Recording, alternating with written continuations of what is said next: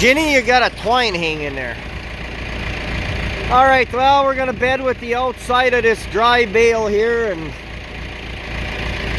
geez, looks like they're trying to eat the thing right off of there. Bed with the outside of it, throw the rest of it in a feeder. Probably put Molly and her calf out here finally. Give the calf something to lay in that's dry around here. It's drying up, it's getting better. We just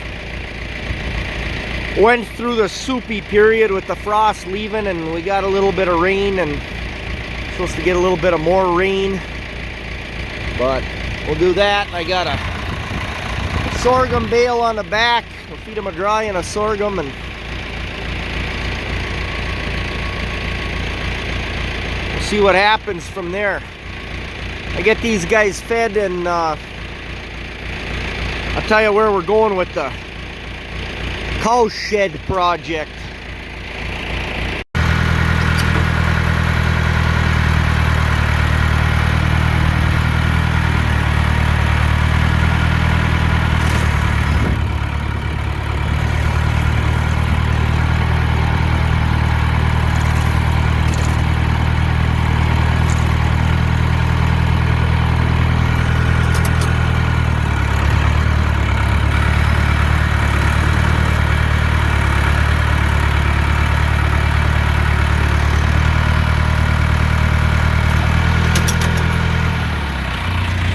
Well, one thing I can say,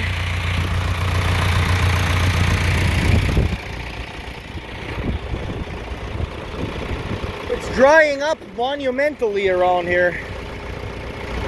When you walk out the pasture, it's still saturated right to the surface on top of the clay, and the topsoil is wet. There's water standing right down there where the ruts from feeding last fall. There's no rye in this part because it was too wet to get in. The rye is trying to come back from the deer massacre. They're still in here regularly, but I know the wolves are in town. Neighbor got a dead deer. Wolves killed a deer in his yard the other night. So the deer, I could tell, were a little bit, they've been acting a little bit skittish. I don't have 25, 30 of them on this 5-acre rye field every night, which is fine. Weather's supposed to cool off here in a couple of days, and the rain comes through. I don't think we're gonna get, I don't know, we look like we're on the 1/2 inch to 1 inch side. Further down Minnesota, they're talking 1 inch to 2, which I'm sure those guys need that worse than I do. I just need regular rain from this point on. I mean, honestly, I got better moisture last summer than places that were 10 miles away from here. We got a couple of thunderstorms that hit us and dumped a 1/2 inch, 3/4 of an inch. A few times that happened.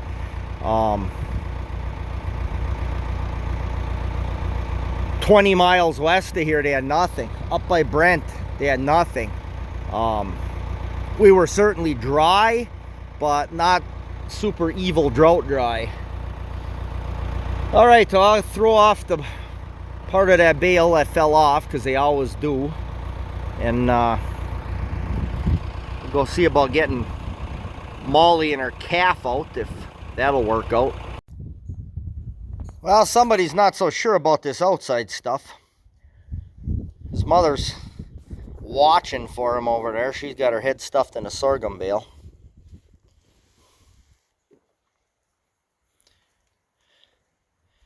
The only one who paid any attention to him so far is Tulip's steer calf from, or yearling I should say, from last year.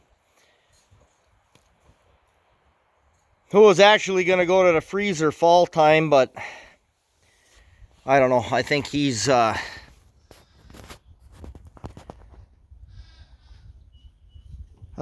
to the sale barn at some point here. He can help pay for the building. once I get them out of this mess and gets cleaned up and put a little spring grass in them or whatever, I think he can probably, excuse me, he can probably go. Every time I put a little bedding bale out there, I end up hacking. Hay dust kills me. It's another reason I like silage bales. I need to go pick up plastic too. That's the thing I don't like about them, but. So yeah, little guy there got somewhere to lay and come back in the barn if he wants to. That's starting to, that could use some more bedding in it too, but we'll see. Tell you what, I'll go over there and let you know what's going on with the building. All right, so what I'm thinking on this building, and I've considered 10,000 different things. I'd like, the cow's either got to come in a gable end or it's got to be kind of a mono slope. I don't want all the rainwater. That building there with that shed roof. Bull's mad he wants a sorghum bale. He's got plenty of nice dry hay over there. I get so much water on that side and it's so flat over there. I got a swamp. Every time there's a thunderstorm, I got a swamp over there. It takes a week to dry up. Over here, down the back of that horse riding fence, from that fence to where I'm standing on the edge of this rye is about 60 feet. So I kind of plan on lining it right up with that from here. I've looked at a bunch of different things. I got to talk to a guy this week, local builder, or I'm going to build it, but local building supply. I've got some Menards quotes too, but I've been working with this guy. He's got some quotes. He can get me the offset ridge line, that kind of monoslope that I want. Right now I got it planned for 24 by 56 with 12-foot sidewalls, which doesn't sound overly enormous. There's a few things I got to change to the quote he sent me Friday. We'll see what the price comes out with for that.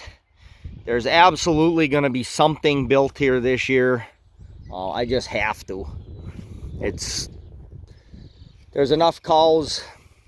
So, I mean, for now, I figure 24 by whatever will come across there. I'll probably leave like a bay open that I can put, I'm thinking I could stuff the round baler in there and park the 2520. I'm gonna run water and power over here anyway, so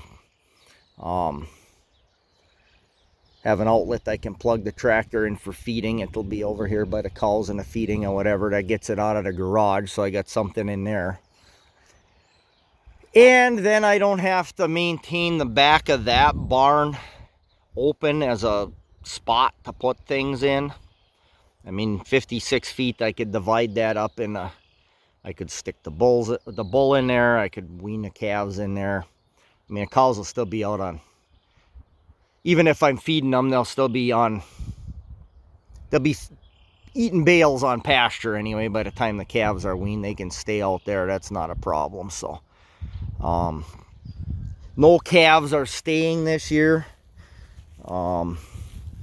Well, one, like I said, that other, I got kind of a lot of freezer meat, so that, like I said, that steer can probably go, and I'll save a steer calf out of this year's for next year's. That's a ways out, but it's going to take me that long to eat that, I kid you not.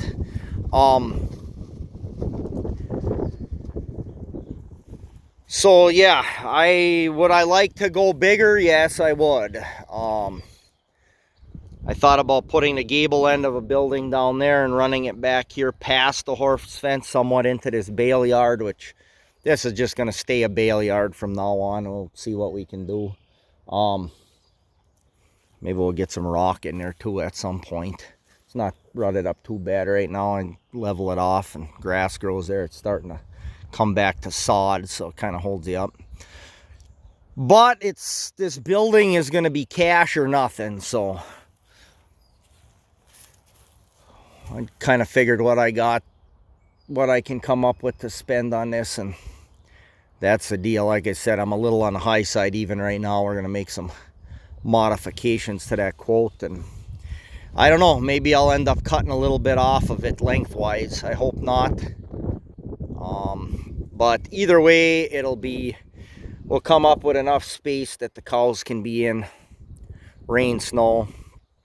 The wind coming from this way, that's what's the killer around here. I have no protection. No matter what I do with a fence around here, I cannot get the cows out of the wind on that side. That's why I have it open in the back of that barn, so they can at least pile in there. That is a royal pain to clean. I need to do some repairs even to that back wall this summer. I think I'm just going to put a header in there and some 6x6s. I'll probably leave the wall alone for now. I'll just set the treated 6x6s in there, but then I'm going to tear that out, and some point that barn's going to need to be, shall we say, tinned. Steel siding on the thing. What he's got on there, that board and batten sort of over that aluminum, it works, but it's not the greatest thing. So we can beef up that back wall once we get it cleaned out, and then I'm going to pile hay. I'm looking for an elevator right now. Got a little bit calf zoomies over there. Looking for an elevator so I can pile it right from this back wall straight up. That'll get the square baler. Square baler's behind the garage, tarped and with steel over the knotter and the chute and all of that stuff.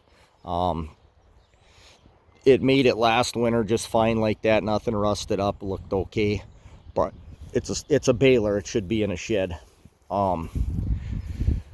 So that would let me at least stuff that off to the north side, and I can probably put the 50 in there with it, and I can probably hopefully run the 4230 in with the blower hanging out the door like I had it last year.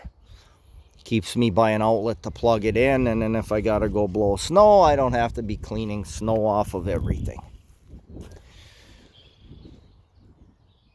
So there we go. I guess it's talking about Sunday.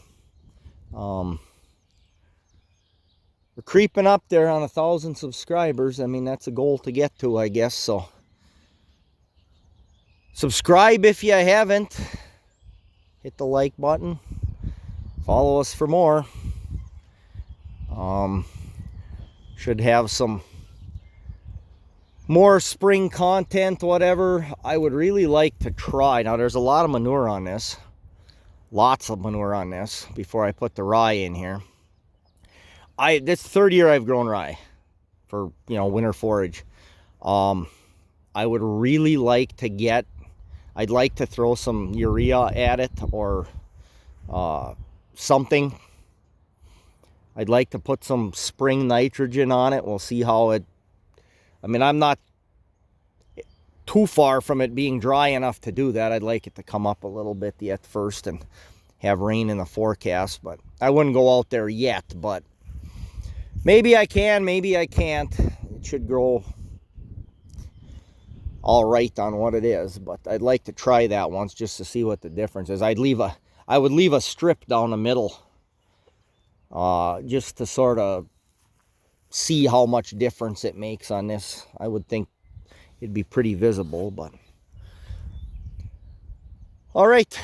Well, thanks for watching, everyone.